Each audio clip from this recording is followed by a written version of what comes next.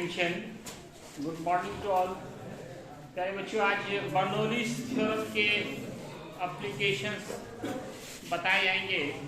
बहुत ही काम का ये थ्योरम है, बर्नौलीज थ्योरम।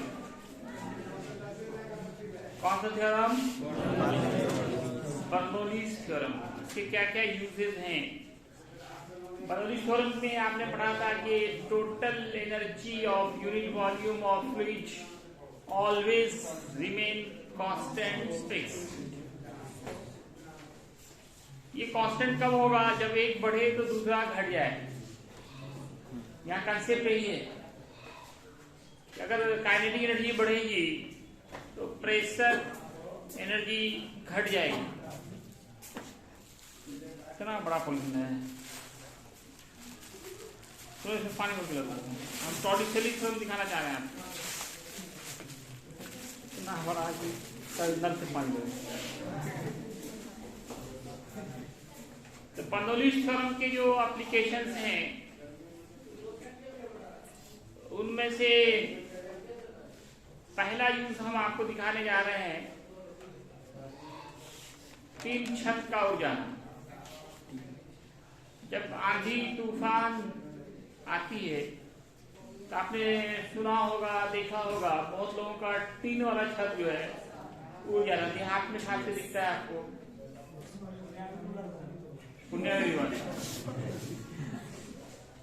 टीन का छत उड़ जाता है।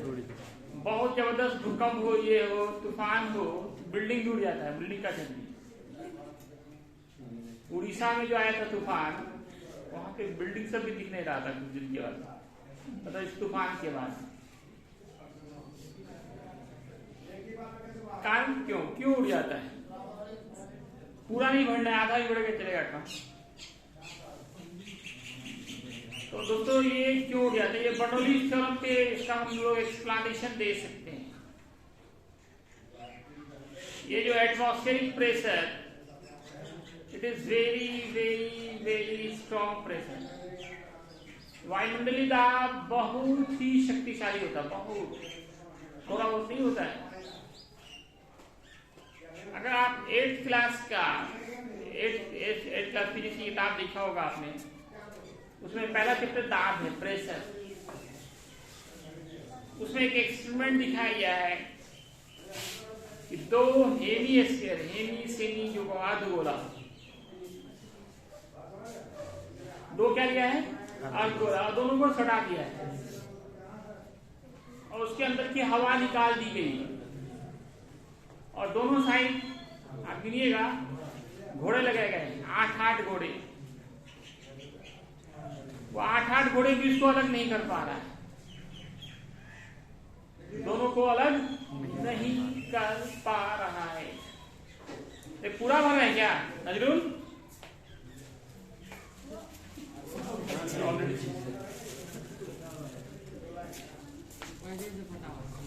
पटाओ इधर, पटाओ।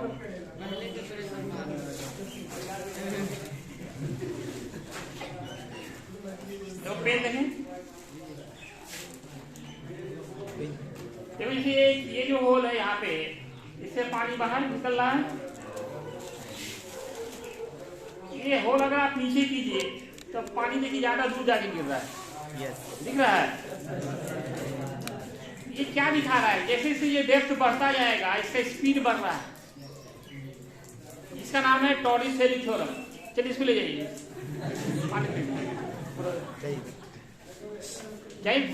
जल्दी से उठ नहीं पाएंगे, उठो जल्दी से। हाँ, पूरा रूम किचरा हो रहा है।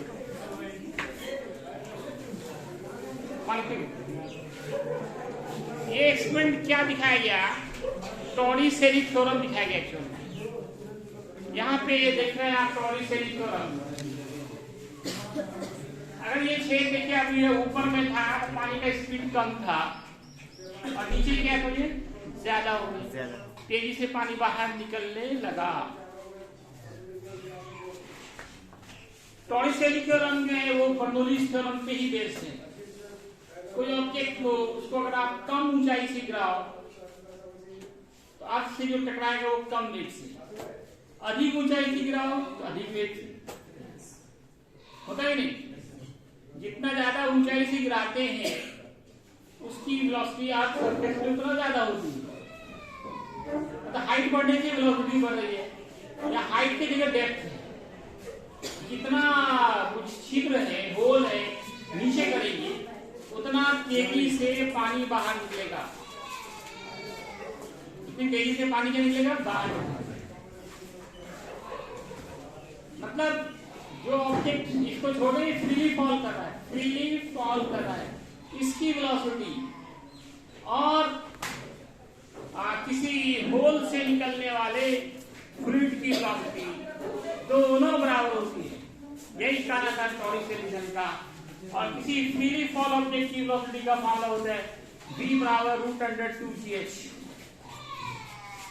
एक बात कर लीजिए वहां पे, v बराबर √2gh। ये मामला याद कीजिए कहां से आया। आप v स्क्वायर का फॉर्मूला पढ़ते हो u स्क्वायर प्लस 2gh। अगर फ्रीली फॉल हो रहा है u0, v स्क्वायर बचा 2gh और v हो गया दोस्तों √2gh। v बराबर √2gh। ये एक्सपेरिमेंट क्या दिखा रहा है कि जितना ज्यादा गहराई होगी उतनी ज्यादा वेलोसिटी होगी। जितना ज्यादा हाइट से हम ऑब्जेक्ट को गिराएंगे उतना ज्यादा वेलोसिटी से वो अर्थ से टकराएगी। इसका प्रूफ हम लोग करेंगे बर्नौलीज थ्योरम से। कल फॉर्म में ये पढ़ा था ρgh plus half ρv square plus p हमेशा कांस्टेंट होता है। मैंने यहाँ पे दो पॉइंट लिया है, एक पॉइंट ए, दूसरा पॉइंट बी। ए का जो इन दोनों के बीच का जो डेप्थ है वो h है, मतलब ए का हाइट यहाँ के रिस्पेक्ट में h है। तो इसमें देखो तीन तरह की एनर्जी होती है, पोटेंशियल, काइनेटिक और प्रेशर। इधर भी पोटेंशियल, काइनेटिक और प्रेशर। ए पर हाइट h है, ए पे यहाँ से तो निकल नहीं रहा, निकल तो यहाँ पे रहा। यहाँ पे वेलोसिटी कितनी है, 0 है, v0। प्रेशर को p माना, यहाँ पे इसको मैंने लेवल माना है, यहाँ से ही हाइट इसका h है, तो b का हाइट 0 होगा। वेलोसिटी यहाँ पे v मान लीजिए, हाफ ρv स्क्वायर। प्रेशर इतने में एटमॉस्फेरिक प्रेशर में कोई चेंज नहीं होता है, लगभग एटमॉस्फेरिक प्रेशर दोनों जगह सेम होगा।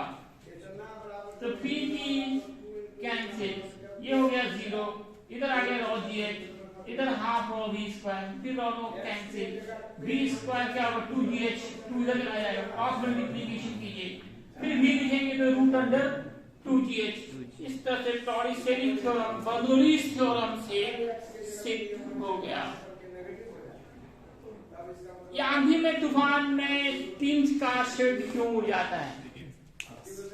कारण क्या है कि मैंने अभी बताया कि atmospheric pressure is very very very strong pressure, बहुत ही ज्यादा शक्तिशाली होता है। इसके एक्सपेरिमेंट क्या बताया कि अगर आपने 8th क्लास में पढ़ा होगा फिजिक्स, वहां पे क्या किया है, 2 अर्धगोला, दोनों को ऐसे सटा दिया, एकदम बिल्कुल एयर घुसे नहीं, उसके अंदर की हवा को निकाल दिया।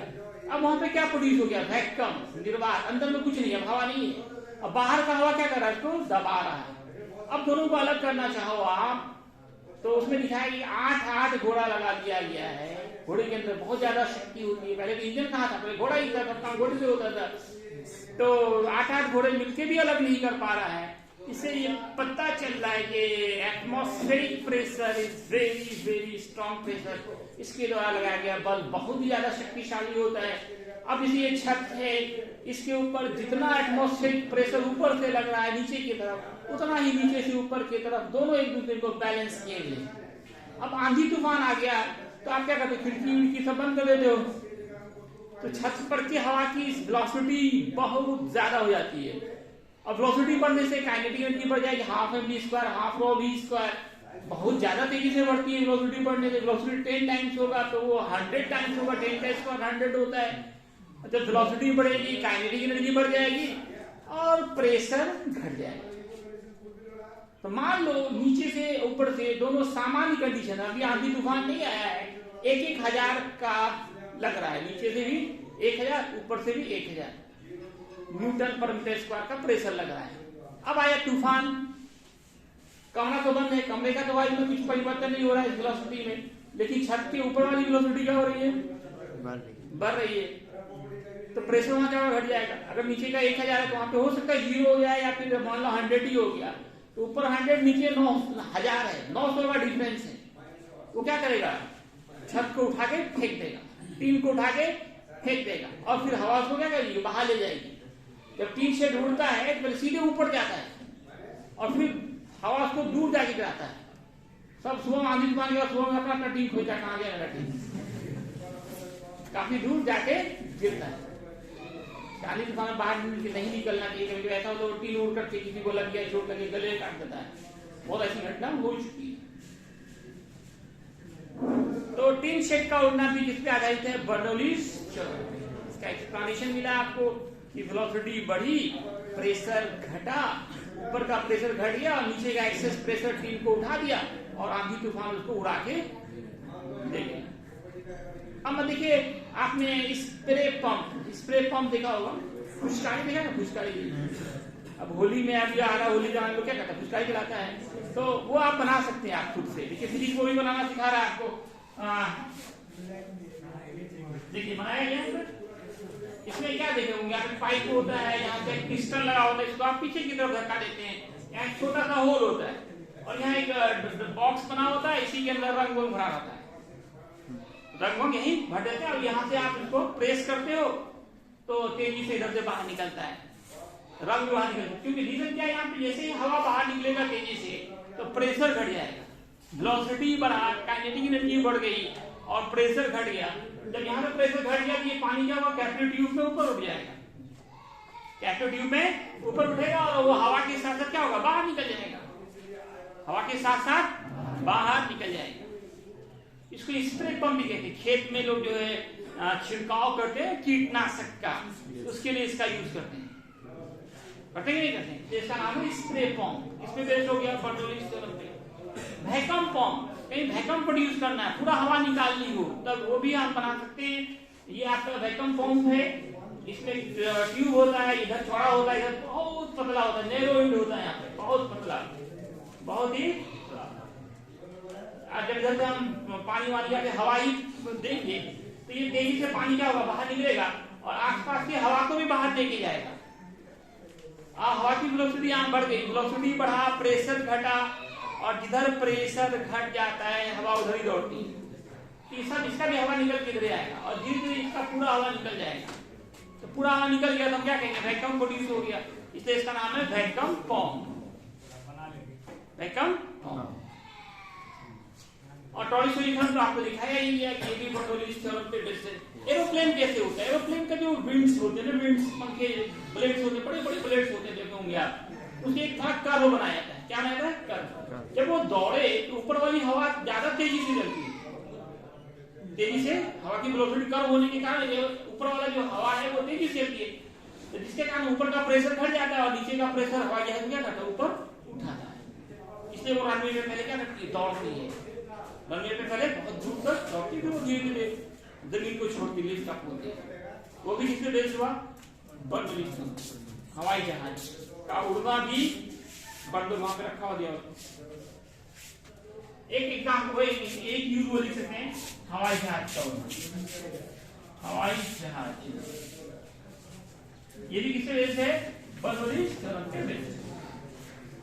अब देखिए equation of continuity, equation of continuity, कोई पाइप हो, कहीं पतला हो कहीं मोटा हो और लगातार पानी फ्लो हो रहा हो, वाटर फ्लो हो रहा हो, तो कंटिन्यूअस अगर फ्लो हो रहा है तो जितना एक तरफ से इन होगा दूसरे तरफ से उतना ही आउट होगा।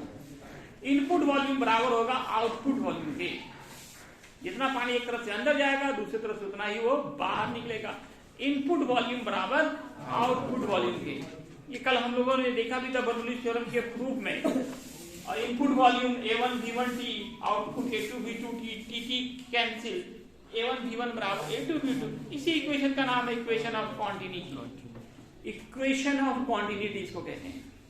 अब इसमें देखो एरिया, यहाँ पे जो एरिया है वो क्या है, सर्कल है बनना है, सर्कल का एरिया पाई आर स्क्वायर, यहाँ pi r one square, pi r two square, pi pi cancel, ये भी इक्वेशन न्यूमेरिकल्स में यूज होगा।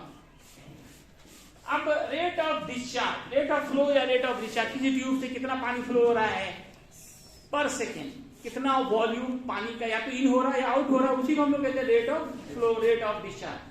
किसी ट्यूब से प्रति सेकेंड कितना वाटर का जो वॉल्यूम है, फ्लूइड का वॉल्यूम वो बाहर निकल रहा है, उसको हम लोग rate of flow, rate of discharge कहते हैं। तो फॉर्मूला हो जाएगा volume by time, time time cancel, area into velocity, area into velocity. Area क्या रखा है यहाँ पे, cross sectional area pi r square into b. इस तरह से ये चैप्टर हमारा 2 चैप्टर था एक साथ, law of fluids and viscosity, ये फिनिश हुआ। अब आप लोग इसमें जो पावर बैंक बनाइए, न्यूमेरिकल बनाइए, ठीक है ना। तो क्वेश्चन बन रहे हो आप लोगों को, बोलिए कोई बड़ा सवाल कहीं डाउट पूछ सकते हैं।